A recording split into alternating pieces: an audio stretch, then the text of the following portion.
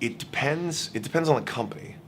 And I obviously live in tech, right? For the last 9 years, that's all I really know is software and technology startups. I don't know a few other things, but that's the bread and butter. And the reality of the world we live in today is there are not enough people to do the programming, to do the design, to do the work in software that we need. So there's almost a necessity now for any up and coming entrepreneur to realize, even if she's sitting there and she's like, well, look, I'm running a juice company. I've just started a new juice company. I'm not a technology company. That is a very, very dangerous mentality because, there's the Andreessen quote about software eating the world. The fact is every business is going to be a technology business. It's no longer just the IT department who's going to get you a new computer when yours is broken.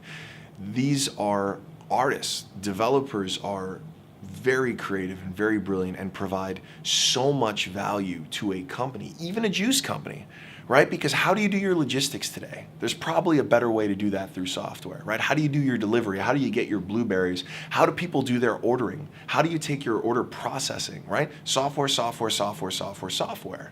And the next big juice company, what's a big juice company?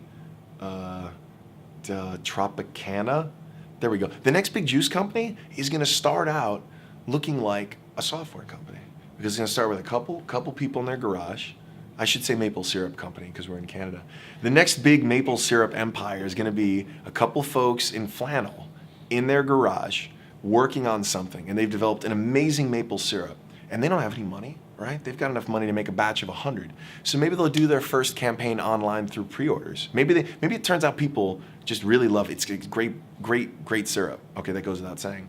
And word has already spread, so they do a pre-order campaign, right? And they're using one of the many crowdfunding platforms.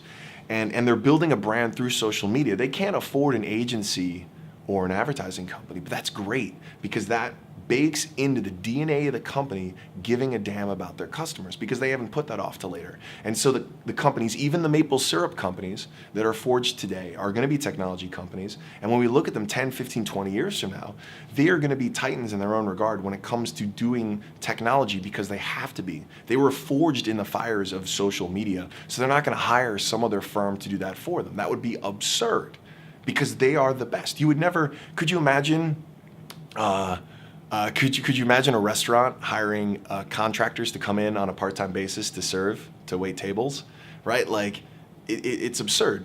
And yet, so many companies are treating social media as this thing that they can, or just even the relationship with their customers, whether it's through social, whether it's through content on their blog, whether it's through feedback emails, they're treating it as this other thing that someone else can solve for them. Well, look, for all the large companies doing that, you're doing this at your folly because someone right now is drinking your milkshake and they don't look like a threat. All right? Hilton didn't think Airbnb was a threat 5 years ago because it was Hilton, right? Brick and mortar hotel empire. And all it took was a few dudes with some laptops, and now Airbnb has more rooms than Hilton. They're a threat now, and it took 5 years, and they were sleeping. And so it's going to happen across so many different disciplines and so many different industries that you